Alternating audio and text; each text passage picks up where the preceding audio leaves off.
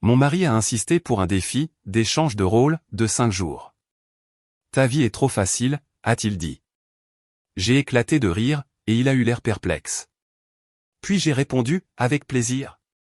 Dès le 3e jour, il me suppliait d'arrêter. Il pensait que ça lui ouvrirait les yeux, et ce fut le cas. La réalité l'a détruit. Je m'appelle Molly et j'ai 35 ans. Depuis 7 ans, depuis la naissance d'Oliver, je suis la gérante à plein temps de notre foyer pendant que John dirige son entreprise familiale de fourniture pour restaurants. Avant les enfants, je travaillais comme coordinatrice d'événements pour une chaîne d'hôtels, jonglant simultanément avec de multiples mariages et réceptions d'entreprises sans verser une goutte de sueur. Je pensais comprendre l'épuisement. Je pensais savoir ce que signifiait être surchargé. Puis je suis devenue mère et j'ai découvert une toute nouvelle dimension de la fatigue à laquelle aucune expérience antérieure n'aurait pu me préparer. Oui, avec plaisir, ai-je finalement réussi à dire, en essuyant les larmes de mes yeux. Faisons-le. 5 jours. Tu t'occupes de tout ici et j'irai m'asseoir dans ton bureau agréable et calme pour répondre aux emails et prendre les appels des clients. La poitrine de John s'est bombée de satisfaction. Tu vois, je savais que tu serais d'accord une fois que tu y aurais réfléchi. Ce sera bon pour nous deux. Ça nous ouvrira même les yeux. Il n'avait aucune idée à quel point il avait raison sur ce dernier point. Quand veux-tu commencer, ai-je demandé, calculant déjà mentalement le chaos qui l'attendait. Demain, lundi matin. Ça te laisse ce soir pour écrire ta petite routine afin que je puisse la suivre. Ma petite routine ? Je me suis mordu l'intérieur de la joue pour ne pas rire à nouveau. Ma petite routine consistait à me réveiller à 5h30 pour faire de l'exercice avant que les enfants ne bougent, à préparer le petit déjeuner tout en faisant les lunchs et en vérifiant les sacs à dos, à habiller et nourrir 2 enfants et à réguler leurs émotions avant que le bus scolaire n'arrive à 7h45. Puis à passer la matinée à divertir Hazel, car elle n'allait à la maternelle que 3 après-midi par semaine, faire les courses, le ménage, la lessive, gérer l'administration de la maison, coordonner les rendez-vous médicaux, gérer les horaires des activités extrascolaires, aider aux devoirs, préparer le dîner, superviser l'heure du bain, lire des histoires pour s'endormir, puis rester éveillé tard pour m'occuper de toutes les tâches qui étaient passées à la trappe pendant la journée. Mais bien sûr, ma petite routine. Je vais tout noter, ai-je promis, en gardant ma voix douce et égale. Absolument tout. Ne complique pas les choses, a prévenu John. Je sais que tu aimes trop réfléchir. Donne-moi juste les bases. J'ai hoché la tête, sachant déjà que les bases seules l'enseveliraient. Ce soir-là, après que les enfants se soient enfin endormis, je me suis assise à la table de la cuisine avec un cahier et j'ai commencé à documenter mes journées. Pas la version simplifiée que John attendait, mais la vraie version. Celle qui incluait le travail invisible qu'il n'avait jamais reconnu une seule fois. La charge mentale de se souvenir qu'Oliver devait apporter une boîte à chaussures à l'école pour son projet de diorama. Que Hazel avait un rendez-vous chez le dentiste le mercredi après-midi, que nous étions presque à court de lessive, que le lave-vaisselle faisait un bruit étrange et que le chien avait besoin de renouveler son traitement contre le ver du cœur. John est arrivé vers 22h, surpris de me trouver encore en train d'écrire. Ça fait beaucoup de pages, a-t-il observé en regardant par-dessus mon épaule. Tu as dit que tu voulais tout savoir. Je ne voulais pas un roman, Molly. Donne-moi juste les grandes lignes. Je lui ai tendu le cahier. Ce sont les grandes lignes. Rien que pour lundi, il y a 4 pages. Il la feuilletait, son froncement de sourcils s'accentuant à chaque page. Un instant, j'ai cru voir une lueur de doute traverser son visage, mais il a ensuite refermé le cahier et l'a posé sur le comptoir avec une confiance exagérée. Je gère des chaînes d'approvisionnement et des clients difficiles depuis 15 ans. Je pense que je peux m'occuper de 2 enfants et de quelques tâches ménagères. Je suis sûr que tu le peux, ai-je répondu. Et je le pensais sincèrement. Il était capable. Il était intelligent. Il était organisé quand il le voulait. Mais la capacité et l'endurance étaient 2 choses différentes, et il était sur le point d'apprendre cette leçon à la dure. Ce que John ne comprenait pas, ce qu'il ne pouvait absolument pas comprendre sans le vivre, c'est que mes journées n'étaient pas une succession de tâches individuelles. Elles étaient une accumulation incessante de besoins, des interruptions constantes, le travail émotionnel de gérer de petits humains qui ressentaient chaque émotion à son intensité maximale. Il n'y avait pas d'heure de fermeture dans la maternité. Il n'y avait pas de pause déjeuner ni de week-end de congé. Il n'y avait que la demande suivante, et celle d'après. Alors que j'étais allongé dans mon lit cette nuit-là, John ronflant déjà à côté de moi, j'ai ressenti quelque chose que je n'avais pas ressenti depuis des années. L'anticipation. Demain, la réalité allait se présenter à mon mari, et j'avais hâte de les voir se rencontrer. Les graines de ce défi avaient été plantées bien avant l'annonce confiante de John à notre table de petit déjeuner. Pendant des années, j'avais observé l'érosion subtile de son respect pour mes contributions à notre famille, le glissement progressif d'un partenariat à une hiérarchie dans son esprit. Quand Oliver était bébé, John avait été plus impliqué. Il changeait les couches, faisait les biberons de nuit et s'émerveillait de l'épuisement que nous ressentions tous les deux. Mais à mesure que son entreprise grandissait et que les enfants devenaient plus exigeants, il s'est de plus en plus réfugié dans son travail tandis que j'absorbais davantage de responsabilités domestiques. Cela s'est produit si lentement que je l'ai à peine remarqué au début. Un événement scolaire manqué par-ci, un oubli d'aller chercher les enfants par-là. Il était occupé, me disais-je. Il subvenait à nos besoins. Le moins que je puisse faire était de tout gérer à la maison. Mais tout gérer à la maison signifiait devenir invisible. Cela signifiait que mon travail n'était remarqué que lorsqu'il n'était pas fait. John ne commentait jamais les vêtements propres dans son tiroir, le réfrigérateur bien rempli ou le fait qu'il n'avait jamais organisé un seul après-midi de jeu de sa vie. Il ne remarquait que lorsque le dîner était en retard ou quand il ne trouvait pas sa chemise préférée. Le ressentiment montait en moi depuis des mois, peut-être des années. De petites remarques qui piquaient plus qu'elles n'auraient dû. Des observations sur le fait que j'étais toujours à la maison, mais que la maison n'était jamais tout à fait assez propre. Des questions sur ce que je faisais toute la journée quand il rentrait et me trouvait épuisé sur le canapé pendant que les enfants regardaient la télévision. Je ne dis pas que tu ne travailles pas dur, m'avait-il dit le mois dernier, en utilisant le ton que les gens emploient quand ils disent absolument le contraire. Je dis juste qu'être à la maison avec les enfants semble moins stressant que de diriger une entreprise. Tu n'as pas d'employés qui dépendent de toi. Tu n'as pas de clients qui appellent pour se plaindre. Tu peux prendre des pauses quand tu veux. Cette remarque s'était logée dans ma poitrine comme une écharde, m'irritant chaque fois que j'y pensais. Prendre des pauses quand je voulais. Comme si j'avais jamais pris une pause en 7 ans. Comme si je pouvais mettre les enfants sur pause pendant que je savourais une tasse de café tranquille. Comme si la vigilance constante nécessaire pour maintenir en vie de petits humains permettait quoi que ce soit qui ressemble à de la détente. La famille de John avait renforcé ses convictions. Sa mère, Dorothy, avait été une femme au foyer traditionnel qui semblait tout gérer sans effort, du moins selon les souvenirs d'enfance de John. Ce qu'il ne reconnaissait pas, c'est que Dorothy avait également souffert de dépression, que sa maison était plus souvent chaotique qu'ordonnée, et qu'elle m'avait confié une fois, après avoir bu un peu trop de vin à Thanksgiving, qu'elle s'était sentie piégée et invisible pendant la majeure partie de son mariage.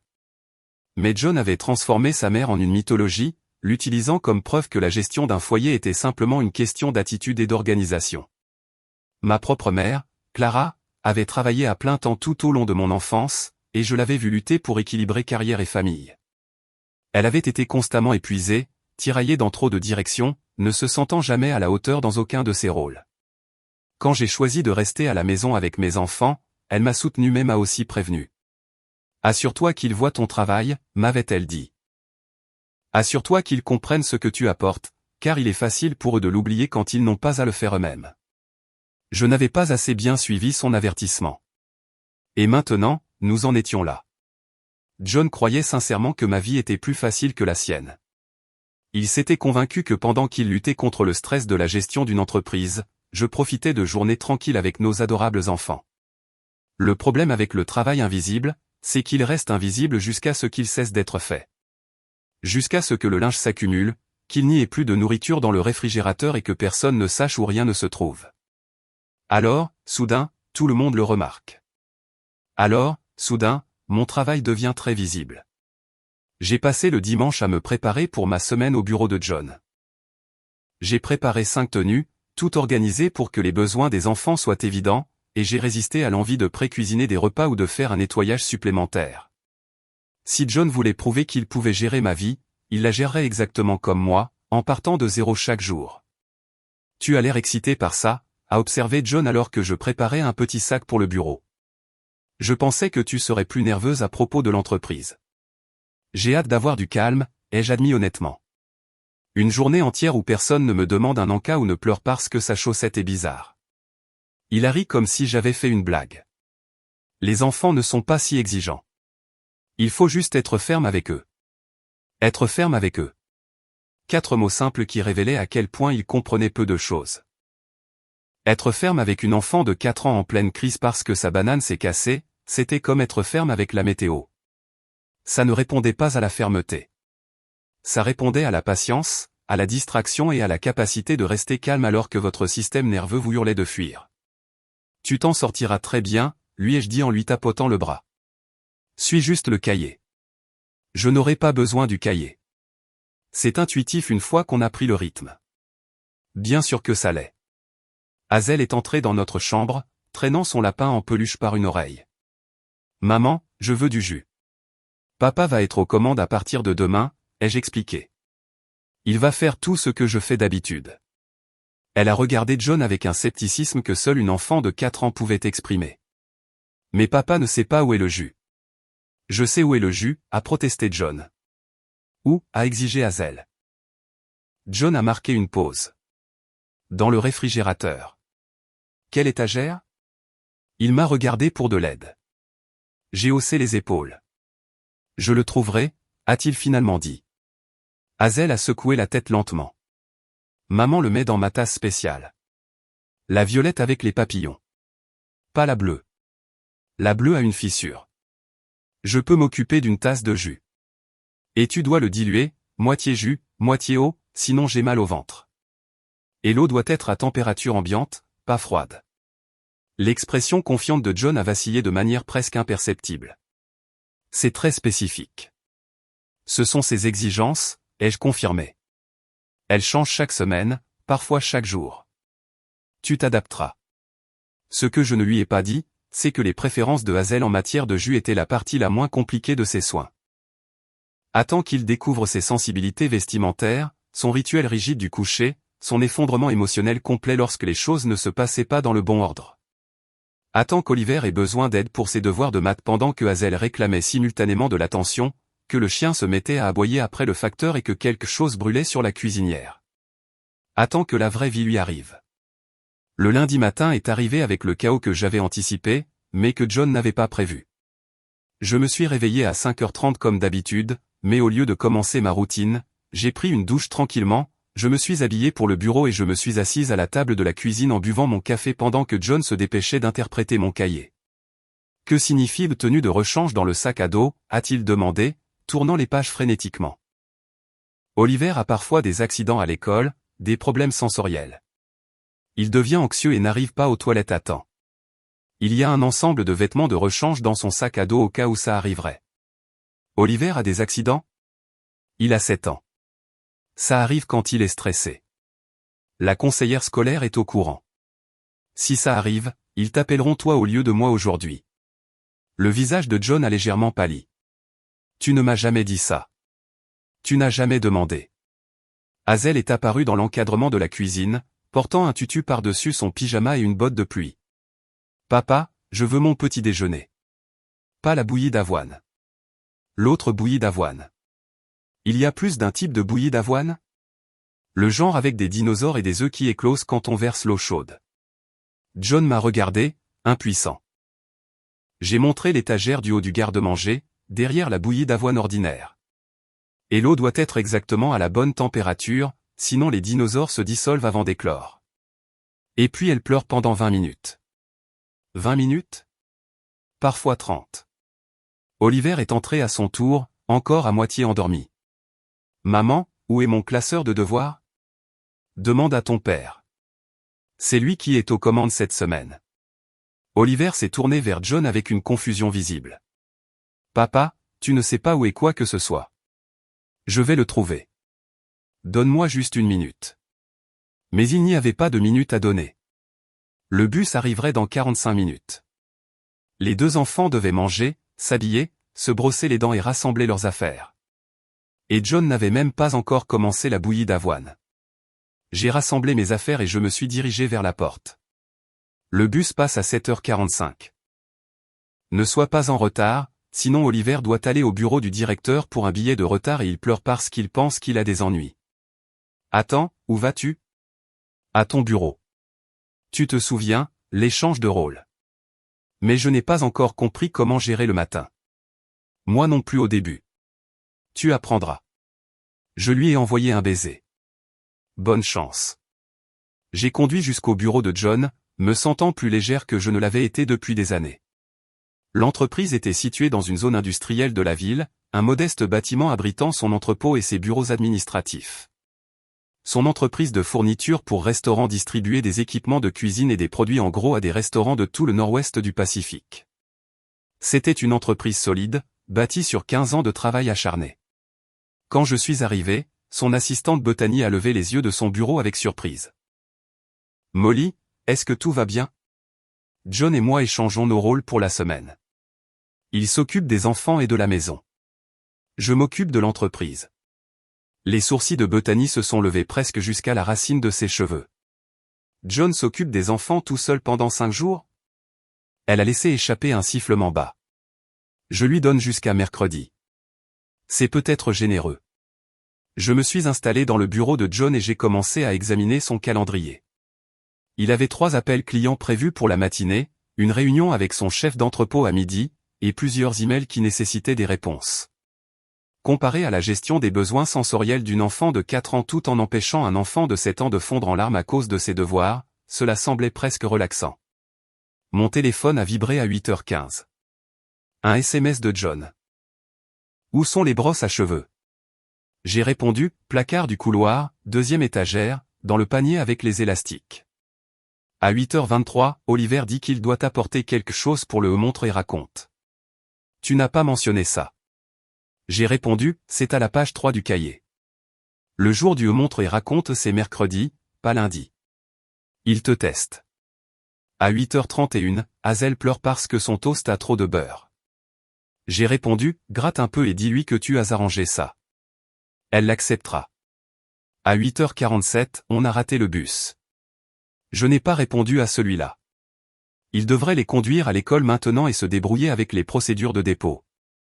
L'école avait des règles spécifiques sur les dépôts par les parents par rapport aux arrivées en bus, des entrées différentes pour les différentes classes, et un processus d'enregistrement pour les arrivées tardives. Rien de tout cela n'était compliqué, mais rien n'était intuitif non plus.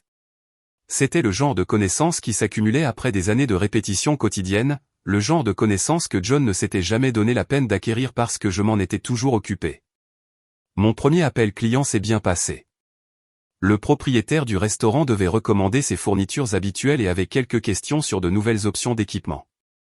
Le système de catalogue de John était organisé et facile à utiliser. J'ai traité la commande, répondu aux questions et suis passé à l'appel suivant. À midi, j'avais géré toutes les tâches prévues et commencé à m'occuper d'un arriéré administratif que John avait repoussé. Il y avait des factures à examiner, des rapports d'inventaire à rapprocher, et des négociations avec les fournisseurs qui nécessitaient un suivi. Un travail fastidieux, certes, mais un travail tranquille. Personne ne m'a interrompu pour demander un encas ou annoncer qu'il devait aller aux toilettes tout de suite, immédiatement, à la seconde. Mon téléphone avait continué de vibrer tout au long de la matinée avec des SMS de plus en plus désespérés de John. Hazel refusait de manger son goûter. Oliver avait oublié son carnet de lecture et John avait dû retourner à l'école en voiture. Le chien avait vomi sur le tapis. La machine à laver faisait un bruit bizarre et John ne parvenait pas à trouver le programme que j'utilisais normalement. À 14h, il m'a appelé directement. « Molly, j'ai besoin d'aide. »« Qu'est-ce qui ne va pas ? » Tout. J'ai récupéré Hazel à la maternelle et elle a fait une crise monumentale sur le parking parce que je me suis garé à une place différente de celle que tu utilises d'habitude. Elle a crié pendant 15 minutes. Les autres parents me dévisageaient. Et maintenant, je suis censé commencer le dîner, mais je ne trouve pas la recette que tu as mentionnée. Et Oliver a des devoirs qu'il ne peut pas faire sans aide. Et Hazel n'arrête pas de te réclamer. Sa voix s'est légèrement brisée sur le dernier mot. J'ai ressenti une petite vague de satisfaction mesquine que j'ai immédiatement essayé de réprimer. Il ne s'agissait pas de gagner. Il s'agissait de comprendre. La recette est dans le classeur bleu sur le comptoir. Les devoirs d'Oliver sont généralement gérables si tu t'assois avec lui. Hazel se calmera si tu suis sa routine exacte, mais tu dois découvrir quelle est sa routine car elle change et je ne peux pas toujours la prédire. Comment fais-tu ça tous les jours ? L'entraînement, ai-je dit simplement. 7 ans d'entraînement. Je n'avais aucune idée. Je n'avais vraiment aucune idée. Je sais que non. Il est resté silencieux un moment. Je suis désolé. Ne t'excuse pas encore. Tu as encore 4 jours. Quand je suis rentré à 18h, j'ai trouvé John assis sur le canapé avec les 2 enfants regardant la télévision, l'air d'un homme qui avait survécu à une catastrophe naturelle. La cuisine était dévastée. Des jouets étaient éparpillés partout. Mais les enfants avaient mangé et étaient en vie, et ça, je savais par expérience que c'était parfois la seule victoire que l'on pouvait revendiquer. Comment s'est passée ta journée au bureau? A demandé faiblement John. Paisible, ai-je admis. Et la tienne? Il a secoué la tête lentement. Je comprends maintenant. Je comprends pourquoi tu es toujours épuisé. Et aujourd'hui, ce n'était que le premier jour. Je me suis assise à côté de lui et j'ai pris sa main. Ce n'est pas grave. Demain sera plus facile. Tu apprendras les rythmes. Mais je savais, même s'il ne le savait pas encore, que demain serait en fait plus difficile. Car demain, il commencerait la journée déjà épuisée, et c'est là que le vrai défi commencerait.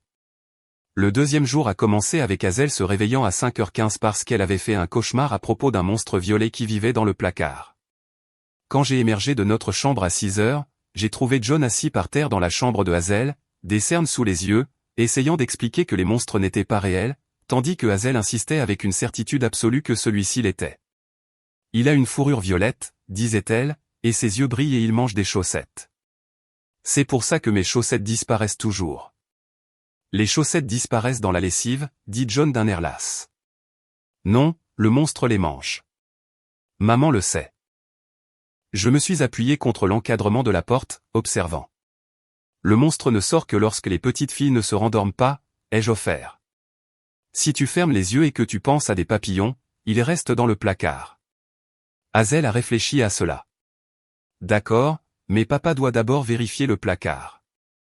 John s'est traîné et a effectué une inspection élaborée du placard, montrant à Hazel chaque coin, chaque étagère, chaque vêtement suspendu. Satisfaite, elle l'a finalement autorisé à partir, bien qu'elle ait insisté pour qu'il laisse la porte ouverte d'exactement 7,5 cm, car 10 cm c'était trop et 5 cm pas assez. Comment sais-tu que c'est 7,5 cm, a chuchoté John en descendant. Elle mesure avec ses doigts. Fais-le à l'œil, assez proche, et elle l'acceptera. C'est de la folie. C'est la parentalité. Il a trébuché dans la cuisine et a tendu la main vers la cafetière pour découvrir que nous n'avions plus de filtre. Comment se fait-il que nous n'ayons plus de filtre? On vient d'en acheter. C'était il y a 2 semaines. Je les ajoute habituellement à la liste de courses quand on en a presque plus. Où est la liste de courses? Sur mon téléphone, dans l'application que j'utilise pour tout suivre. John m'a regardé avec une horreur naissante. Tu as une application? J'ai 3 applications. Une pour les courses, une pour les horaires et les activités des enfants, une pour l'entretien de la maison. Le réparateur du lave-vaisselle vient jeudi, d'ailleurs. Tu devras être là entre 10h et 14h. Une fenêtre de 4 heures. Bienvenue dans mon monde. Il a fait du café sans filtre, produisant une boisson granuleuse et désagréable qu'il a bu quand même parce qu'il avait trop désespérément besoin de la caféine pour se soucier de la qualité. Au moment où les enfants sont descendus, il avait déjà brûlé la première fournée de toast et découvert que nous étions également à court de lait. Je peux aller au magasin, ai-je offert. Non, je m'en occupe. Tu as dit échange de rôle, alors je fais le rôle complètement. Son entêtement aurait été admirable s'il ne le menait pas aussi à l'échec. Mais j'ai gardé le silence et je me suis préparé pour le bureau, pendant que John tentait de servir le petit déjeuner en utilisant les restes d'une brique de lait et les croûtes de pain qui restaient après qu'Oliver eut rejeté les tranches brûlées. La matinée s'est poursuivie par une cascade de petits désastres. Oliver ne trouvait pas son livre de bibliothèque, qui devait être rendu ce jour-là. Hazel refusait de porter l'un de ses vêtements propres parce qu'il la grattait, même si c'étaient les mêmes vêtements qu'elle portait joyeusement la semaine dernière. John a oublié de signer l'autorisation pour la sortie scolaire d'Oliver, qui était posée sur le comptoir depuis 3 jours en attente d'attention. « Pourquoi ne m'as-tu pas rappelé pour l'autorisation » a exigé John alors que je me dirigeais vers la porte. « C'est dans le cahier, page 6. Je ne peux pas lire 60 pages de notes chaque matin. Alors tu manqueras des choses. C'est comme ça que ça marche. Tu ne peux pas tout garder en tête. Tu dois développer des systèmes. Quel genre de système? Le genre qui prend 7 ans à perfectionner. Bonne chance. Au bureau, j'ai géré les responsabilités de John avec une confiance croissante. Son entreprise était bien organisée, et son personnel était compétent et amical. Bethany était devenue mon allié, m'expliquant les procédures que John n'avait jamais expliquées et partageant des informations sur l'entreprise que même John ne connaissait peut-être pas. Il travaille dur, a dit Bethany pendant notre pause déjeuner. Mais il ne délègue pas bien. Il pense qu'il doit tout contrôler lui-même, c'est pourquoi il est toujours stressé. Tu pourrais probablement gérer cet endroit plus efficacement que lui. J'avais une carrière avant les enfants, lui ai-je rappelé. Coordinatrice d'événements. Gérer le chaos, c'était littéralement mon travail. Tu aurais dû voir son visage quand il a réalisé que tu prenais la relève pour la semaine. Il était nerveux même s'il ne l'admettrait jamais. Il sait que tu es capable. Il n'y pense juste pas beaucoup. Cette observation m'est restée. Il sait que tu es capable. Il n'y pense juste pas beaucoup. Combien de mariages souffraient exactement de ce problème? Des partenaires qui savaient intellectuellement que leur conjoint était compétent et précieux, mais qui prenaient rarement le temps de reconnaître ou d'apprécier réellement cette compétence. Mon téléphone était resté relativement silencieux toute la matinée, ce qui m'inquiétait plus que ne l'auraient fait des SMS constants. Soit John gérait la situation, soit il était trop dépassé pour communiquer. Vers 14 heures, j'ai enfin eu de ses nouvelles. Molly, sa voix était tendue. Comment enlève Théon du slim des cheveux? Les cheveux de qui? Ceux de Hazel. Elle a mis du slim dans ses cheveux et maintenant ça ne part plus et elle pleure et je ne sais pas quoi faire. Du beurre de cacahuète, ai-je dit. Ou de l'huile d'olive. Fais-le pénétrer doucement, puis lave. Ça prendra environ 30 minutes. 30 minutes? Je dois aller chercher Oliver dans 45 minutes. Alors tu ferais mieux de commencer maintenant. J'entendais Hazel pleurer en arrière-plan, ses sanglots ponctués de hoquets. La respiration de John était également saccadée, le son d'un homme approchant de son point de rupture. Je peux rentrer à la maison, ai-je offert. Si tu as besoin de moi. Il y eut une longue pause. Je pouvais presque entendre son orgueil lutter contre son désespoir.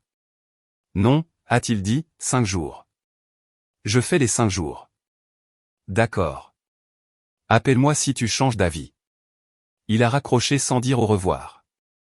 J'ai terminé la journée de travail en me sentant étrange. Une partie de moi voulait que John réussisse, qu'il prouve qu'il pouvait gérer ma vie tout comme je gérais la sienne.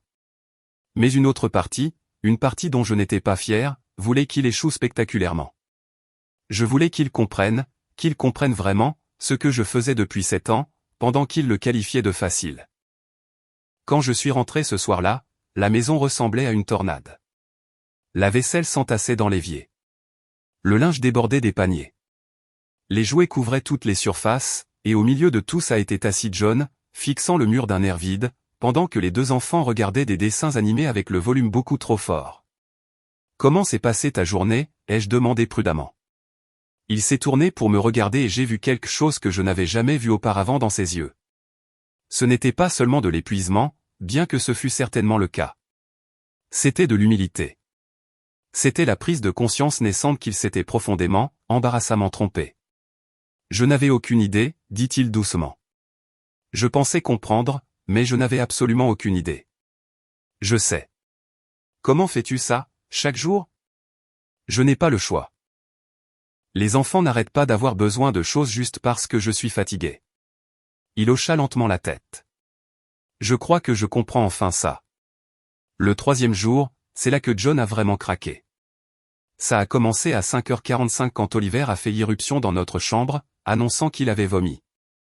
La gastro-entérite qui circulait dans son école était finalement arrivée chez nous, et elle était arrivée avec une vengeance. En moins d'1 heure, Oliver avait vomi 3 fois de plus.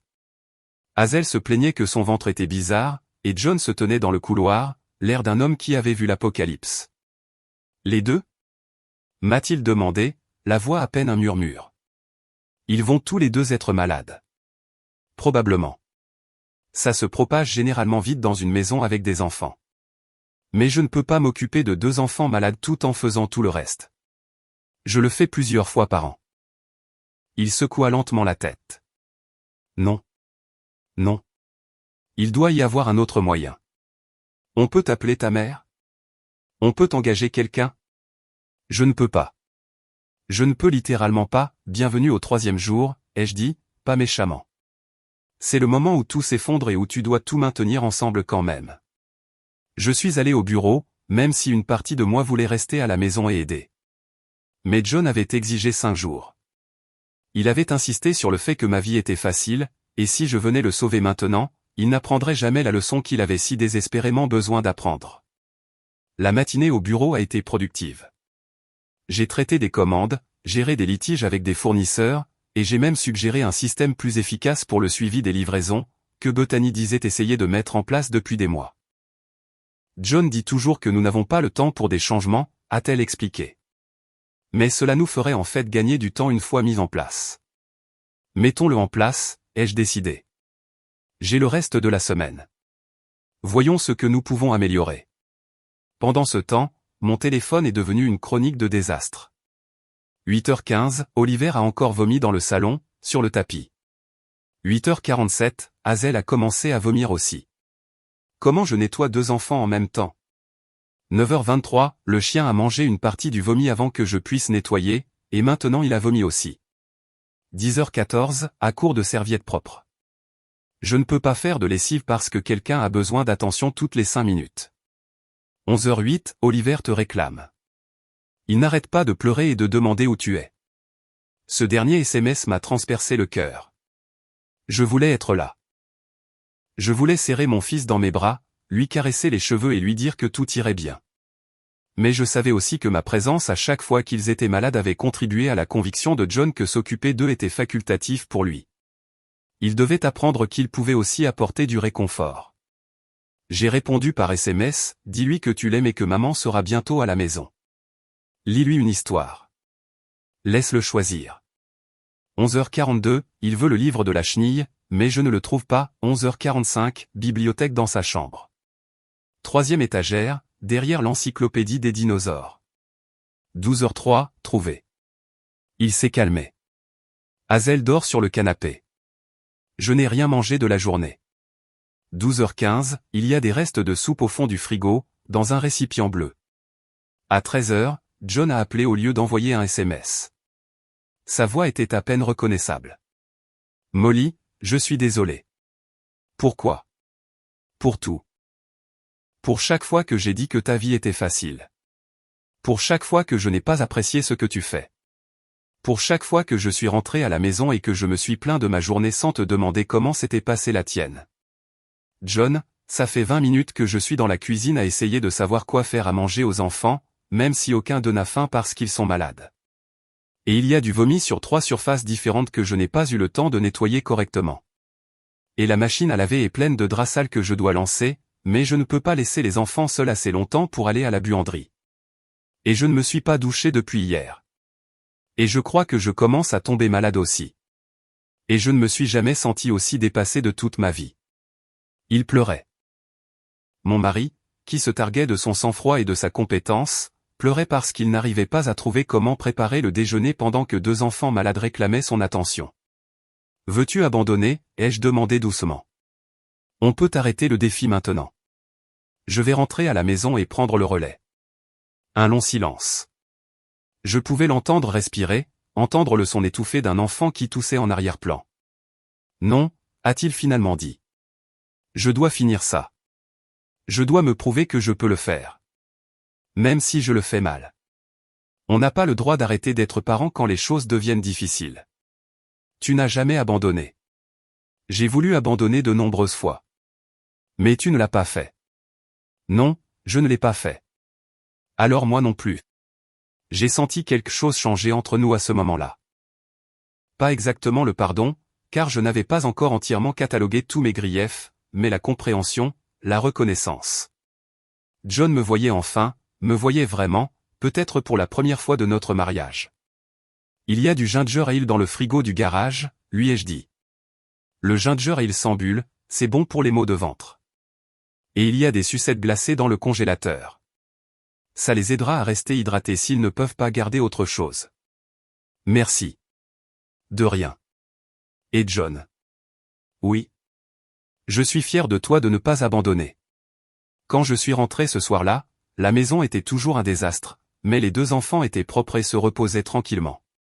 John avait réussi à lancer une lessive, et le pire du vomi avait été nettoyé. Il était assis par terre dans la cuisine, le dos contre les placards, l'air d'avoir vieilli de 10 ans en 3 jours. Je me suis assise à côté de lui sur le carrelage froid. Dis-moi quelque chose, ai-je dit. Quand tu es au travail, à quelle fréquence penses-tu à ce qui se passe à la maison? Il a réfléchi à la question. Presque jamais, honnêtement. Je suppose que tout est géré parce que tu t'en occupes. Et quand tu rentres à la maison, que remarques-tu en premier? Ce qui n'est pas fait. Ce qui est en désordre. Ce dont on doit s'occuper. Remarques-tu jamais ce qui est fait? Il est resté silencieux un long moment. Non, je ne crois pas, c'est ça, le travail invisible. Il n'est visible que lorsqu'il n'est pas fait. Et je le fais si constamment depuis si longtemps que tu as complètement cessé de le voir. Je le vois maintenant. Je sais que oui. Nous sommes restés assis là en silence, épaule contre épaule sur le sol de la cuisine, tandis que la maison se calmait autour de nous et que nos enfants malades dormaient d'un sommeil agité dans leur chambre. Ce n'était pas un moment romantique ou triomphal. C'était simplement honnête. Pour la première fois depuis des années, nous nous voyons clairement. Le matin du 4e jour, John m'a trouvé dans la cuisine avant l'aube. J'ai une proposition, a-t-il dit. J'ai versé du café et j'ai attendu. Je veux finir les 5 jours, mais je veux aussi changer les règles. Je veux que tu m'apprennes au lieu de me tester. Je veux comprendre tes systèmes, pas seulement me débattre sans eux. J'ai réfléchi à sa demande. Il aurait été facile d'insister sur les termes originaux, de le laisser souffrir pendant 2 jours de plus en pénitence pour des années de mépris. Mais ce n'était pas ce que je voulais vraiment. Je ne voulais pas de vengeance. Je voulais un partenariat. D'accord, ai-je dit, faisons ça. Ce qui a suivi a été un tutoriel intensif en gestion de foyer. Je lui ai montré mes applications, mes calendriers, mes listes de contrôle. Je lui ai expliqué comment je planifiais les repas en fonction des promotions et de ce qu'il y avait déjà dans le garde-manger.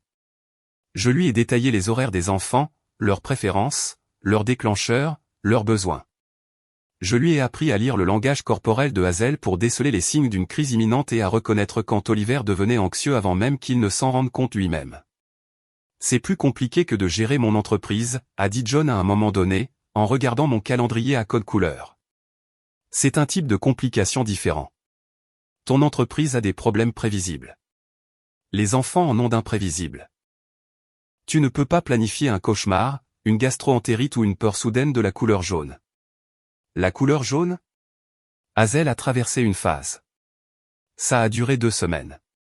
Elle hurlait chaque fois qu'elle voyait quelque chose de jaune. Je ne me souviens pas de ça. Tu étais au travail. Il a absorbé cette information. J'ai manqué beaucoup de choses, n'est-ce pas? Tu as presque tout manqué. Ce n'était pas une accusation, juste un fait. John avait été présent pour les grands moments anniversaires, vacances, rentrée scolaire, mais il avait manqué la texture quotidienne de la vie de nos enfants, les petites victoires et les revers, les peurs et les joies, le développement progressif de leur personnalité. Il savait qui ils étaient dans les grandes lignes, mais pas en détail. Je veux changer ça, a-t-il dit. Pas seulement cette semaine. À l'avenir, je veux vraiment être un parent, pas seulement quelqu'un qui se montre quand c'est pratique. Cela signifierait faire des changements au travail.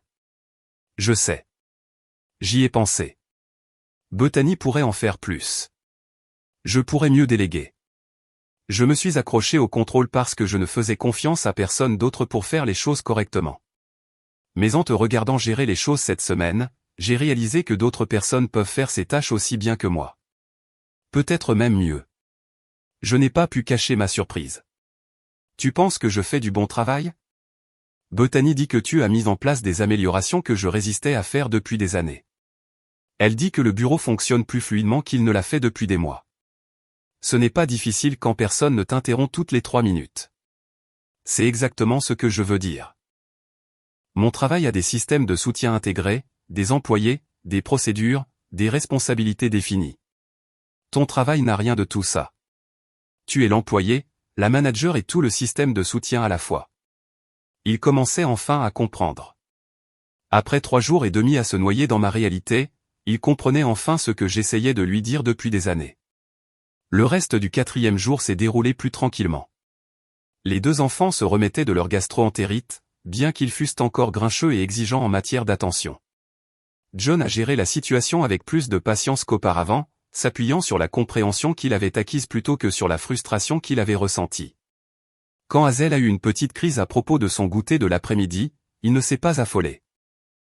Il a simplement suivi le protocole que je lui avais montré, en restant calme et en offrant des alternatives jusqu'à ce qu'elle se calme.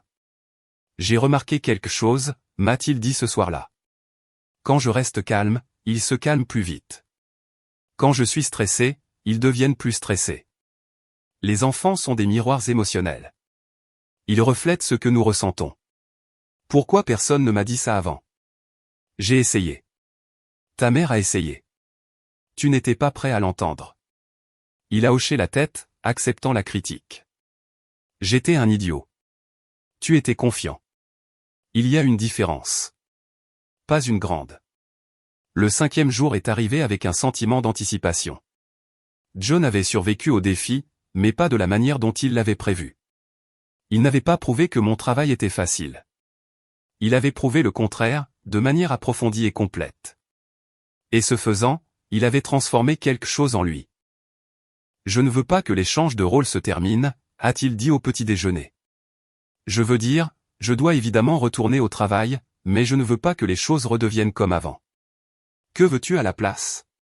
Je veux partager ça, le partager vraiment. Je veux savoir ce qui se passe à la maison, même quand je suis au travail. Je veux être impliqué dans la planification, les horaires et les décisions quotidiennes.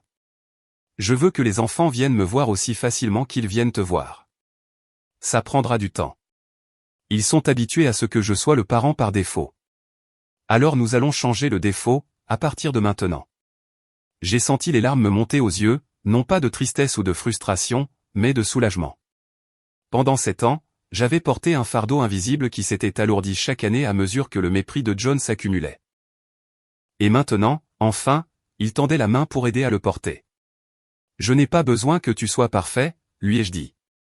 J'ai juste besoin que tu me vois, que tu comprennes ce que je fais et pourquoi c'est important. Je te vois. Je te vois enfin. Il a pris ma main par-dessus la table. Et je suis désolé que ça ait pris si longtemps.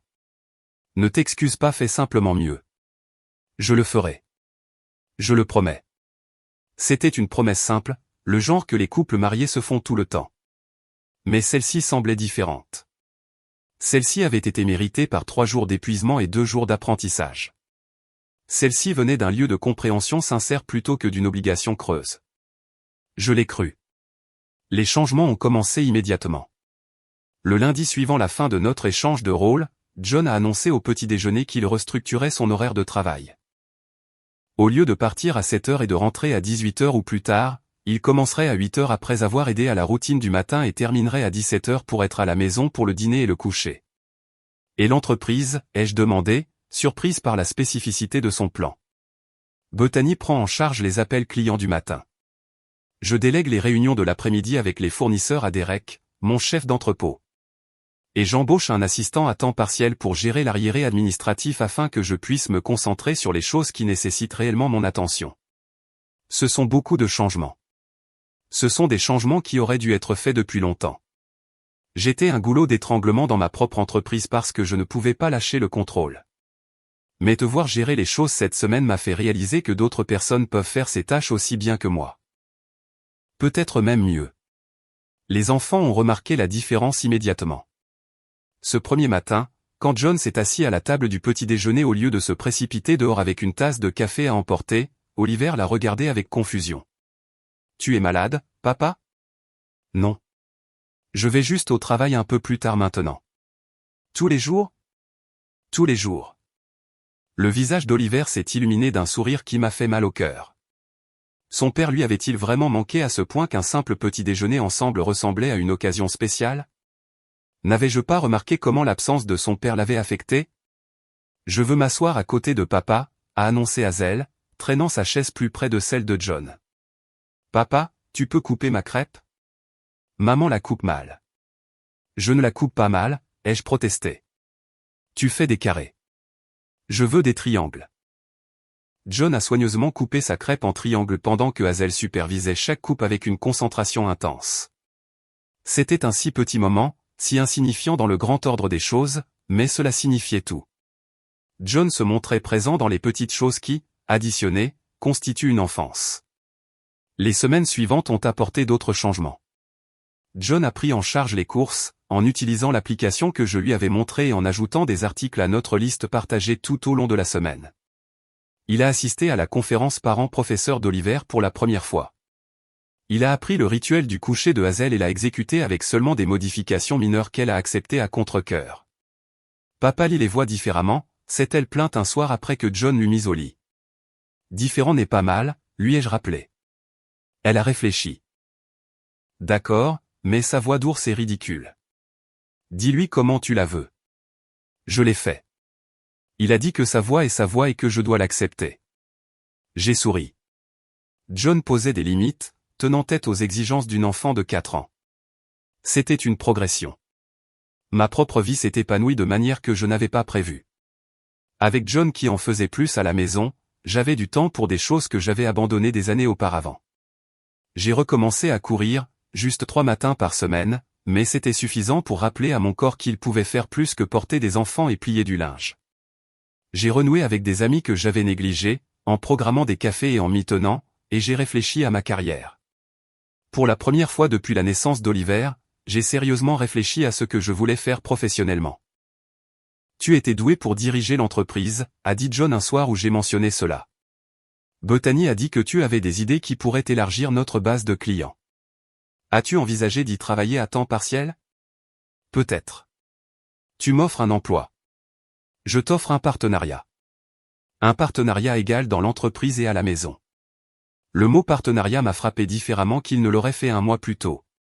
Avant l'échange de rôle, je l'aurais entendu comme une platitude, un joli mot sans réelle substance. Maintenant, après avoir vu John lutter, apprendre et changer, je l'ai entendu comme une promesse. J'y réfléchirai, ai-je dit. Mais je connaissais déjà ma réponse. J'avais passé 7 ans à prouver que je pouvais tout gérer à la maison. Il était maintenant temps de prouver ce que je pouvais faire d'autre. 3 mois après l'échange de rôle, j'ai officiellement rejoint l'entreprise de John en tant que copropriétaire et directrice des opérations. C'était une étape importante, qui a nécessité des formalités juridiques, une restructuration financière et de longues conversations sur la manière dont nous allions équilibrer les responsabilités professionnelles et familiales. Tu es sûr de ça, a demandé John la veille de mon premier jour. C'est beaucoup à entreprendre. J'entreprends beaucoup de choses depuis 7 ans. Au moins maintenant, je serai payé pour une partie. Il a ri, mais il y avait une vérité dans mes mots que nous reconnaissions tous les deux. Mon travail domestique avait été non rémunéré et non reconnu pendant tout notre mariage. Maintenant, au moins une partie de mon travail serait visible, compensée et respectée. Nous avons engagé une nounou 3 jours par semaine pour aider avec les enfants. Elle s'appelait Gloria, une grand-mère d'une 60aine d'années qui avait élevé 5 enfants et qui rayonnait d'une compétence calme. Hazel l'a immédiatement adorée. Oliver a mis plus de temps à s'habituer, mais en quelques semaines, il demandait de l'aide à Gloria pour ses devoirs avant de nous le demander à nous. « Est-ce que ça te dérange ?» a demandé John. « Qu'il aille la voir en premier. » Non, ce qui me dérange, c'est que j'avais l'impression de devoir tout faire moi-même. Avoir de l'aide n'est pas un échec. C'est la santé mentale. L'entreprise a prospéré sous notre direction partagée. J'ai apporté la structure et les systèmes que John avait résisté pendant des années. Il a apporté les relations et la connaissance du secteur qui me manquait. Ensemble, nous nous sommes étendus sur de nouveaux marchés, avons rationalisé les opérations et augmenté les bénéfices de 20% au premier trimestre. Mais plus important que le succès de l'entreprise, c'était le changement dans notre vie de famille. John n'était plus un invité dans sa propre maison. Il savait où les choses étaient rangées. Il comprenait les routines des enfants. Il pouvait réconforter Hazel après un cauchemar ou aider Oliver à surmonter une crise de devoir sans m'appeler pour des instructions. Un soir, je suis rentré tard d'une réunion pour trouver John et les 2 enfants dans la cuisine, couverts de farine et riant aux éclats. On fait des pizzas, a annoncé Hazel. Maison. Je vois ça. Où as-tu appris à faire de la pâte à pizza? YouTube, a admis John. Ce n'est pas parfait, mais les enfants voulaient essayer quelque chose de nouveau. J'ai regardé le désastre de la cuisine. De la farine sur toutes les surfaces, de la sauce tomate éclaboussée sur le comptoir, du fromage éparpillé sur le sol, et j'ai senti les larmes me monter aux yeux. « Maman, pourquoi pleures-tu » a demandé Oliver, son visage se décomposant. « On a fait du désordre ? Je vais nettoyer. »« Je pleure parce que je suis heureuse », ai-je dit en le serrant dans mes bras. « C'est un bon désordre. C'est le meilleur désordre que j'ai jamais vu. » John a croisé mon regard par-dessus la tête d'Oliver et a souri. Il comprenait. Pendant des années, il avait évité les désordres, évité le chaos, évité les parties difficiles de la parentalité. Maintenant, il plongeait dedans, embrassant l'imperfection, choisissant la présence plutôt que la perfection. Cette nuit-là, après que les enfants se soient endormis et que la cuisine ait été à peu près nettoyée, nous nous sommes assis sur la terrasse arrière avec des verres de vin. « Merci », ai-je dit doucement. « Pourquoi ? » Pour avoir changé. Je sais que ce n'était pas facile. Je sais que ce n'est toujours pas facile, mais tu as vraiment changé, et c'est rare. Il a pris ma main. J'ai dû presque te perdre pour réaliser ce que je risquais. Ces 5 jours m'ont montré à quoi ressemblerait notre vie si tu n'étais pas au centre de tout. Elle s'effondrerait. Elle s'est presque effondrée en seulement 5 jours. Je n'allais pas te quitter. Peut-être pas. Mais tu allais cesser de me respecter. Tu allais cesser de m'aimer comme avant. Je pouvais sentir que ça s'effritait à chaque fois que je dénigrais ce que tu faisais. Chaque fois que je ne t'appréciais pas. L'échange de rôle a simplement rendu impossible de l'ignorer plus longtemps. Il avait raison. Avant ces 5 jours, je m'étais lentement retiré de notre mariage, me protégeant de la déception d'avoir un partenaire non impliqué. J'avais cessé d'attendre quoi que ce soit de lui, ce qui signifiait que j'avais aussi cessé d'espérer quoi que ce soit. Notre mariage avait été fonctionnel mais creux. Maintenant, il semblait à nouveau plein. Pas parfait.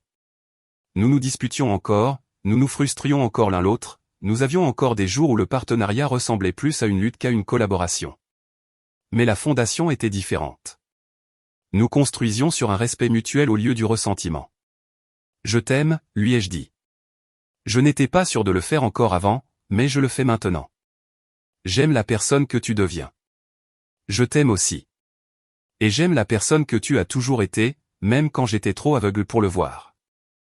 1 an après l'échange de rôles, je me suis retrouvé assise dans l'ancien bureau de John, maintenant notre bureau partagé, à examiner les rapports trimestriels pendant que John s'occupait d'aller chercher les enfants à l'école. Mon téléphone a vibré avec un SMS. Oliver veut aller au parc. Ok si je les emmène et qu'on dîne tard ? J'ai répondu, parfait. Je commanderai taille quand vous rentrerez. C'était un petit échange, banal, sauf pour le fait qu'il aurait semblé remarquable 1 an plus tôt. John faisant des plans spontanés avec les enfants. John gérant la logistique sans avoir besoin de mon approbation. John étant un père pleinement et complètement, non pas en tant que remplaçant ou aide, mais en tant que parent égal. J'ai pensé à la femme que j'étais avant l'échange de rôles, épuisée et invisible, pleine de ressentiment et résignée. J'avais accepté que mon mariage serait toujours déséquilibré, que je porterais toujours la charge la plus lourde. Je m'étais convaincu que c'était simplement comme ça, que ça devait être comme ça. Mais ça n'avait pas à être comme ça. La transformation de John le prouvait. Le changement était possible quand quelqu'un était prêt à faire le dur travail de désapprendre ses suppositions et de faire face à ses propres insuffisances. Gloria a passé la tête dans le bureau. Je m'en vais. Vous avez besoin de quelque chose avant que je parte? Non, tout va bien. Merci, Gloria. Les enfants ont été merveilleux aujourd'hui. Oliver a fini tous ses devoirs sans se plaindre, et Hazel n'a eu qu'une petite crise à propos de ses chaussettes. J'ai souri. C'est un progrès pour les chaussettes. Elle grandit. Ils grandissent tous les deux. Après le départ de Gloria, je suis resté seul dans le bureau silencieux, savourant la solitude. Autrefois, le silence m'avait semblé un luxe que je ne pouvais jamais me permettre. Maintenant, c'était une partie régulière de ma semaine, obtenue grâce à une planification minutieuse et une responsabilité partagée. Ma mère avait eu raison toutes ces années auparavant. J'aurais dû faire en sorte que John voie mon travail. J'aurais dû exiger de la reconnaissance. Mais peut-être que le chemin que nous avons emprunté était le seul qui l'aurait vraiment changé. Peut-être qu'il avait besoin de vivre ma réalité pour la comprendre. Peut-être que certaines leçons ne peuvent être apprises que par l'expérience. L'échange de rôle n'avait pas été mon idée. Mais il avait été mon salut. L'hypothèse arrogante de John que ma vie était facile s'était retournée contre lui de manière si spectaculaire qu'elle l'avait forcé à reconstruire entièrement sa compréhension de notre famille. Ce qu'il avait voulu être une leçon pour moi était devenu une transformation pour lui-même. J'ai pensé à tout le travail invisible que j'avais fait pendant 7 ans. Les repas planifiés et préparés, les rendez-vous pris et honorés, les émotions gérées et redirigées, les crises évitées et résolues. Rien de tout cela n'avait été vu. Rien n'avait été apprécié jusqu'à ce que John essaie de le faire lui-même et découvre à quel point je portais une lourde charge. Dans les mois qui ont suivi l'échange de rôles, John avait fait face aux conséquences de son ancien mépris d'innombrables petites manières. D'autres parents aux événements scolaires venaient maintenant lui poser des questions au lieu de supposer qu'il ne savait rien de ses enfants. Sa mère, Dorothy, avait exprimé sa surprise face à son implication, puis avait tranquillement admis qu'elle aurait souhaité que son père soit plus comme ça. Ses employés avaient remarqué le changement en lui, la plus grande patience et la compréhension qu'il apportait au travail après avoir appris ce que signifiait vraiment le multitâche. Et j'avais changé aussi. J'avais appris à déléguer, à demander de l'aide, à partager la responsabilité au lieu de l'accaparer. J'avais appris que ma valeur n'était pas déterminée par ce que je pouvais sacrifier, mais par ce que je pouvais construire. J'avais construit un partenariat avec mon mari, une entreprise florissante et une famille qui fonctionnait comme une équipe. La nourriture thaïlandaise est arrivée juste au moment où John et les enfants déboulaient par la porte, décoiffés et riant de leur passage au parc. Hazel a couru vers moi avec une poignée de pissenlits qu'elle avait cueillis. « C'est pour toi, maman, parce que tu es la meilleure. »« Merci, ma chérie. Ils sont magnifiques. » Oliver m'a montré un caillou qu'il avait trouvé, lisse et gris avec une strie blanche au milieu. « Papa dit que c'est peut-être un fossile. On peut chercher sur Internet après le dîner ? » Absolument. John a croisé mon regard au milieu du chaos des enfants, des boîtes de nourriture et des duvets de pissenlits. Il a souri du sourire d'un homme qui avait traversé le feu et en était ressorti transformé. J'ai repensé à ce matin, 1 an plus tôt, où il avait annoncé son défi d'échange de rôle avec une telle confiance mal placée, quand mon mari avait exigé ces 5 jours parce que ma vie était trop facile. J'avais ri parce que je savais ce qui allait arriver.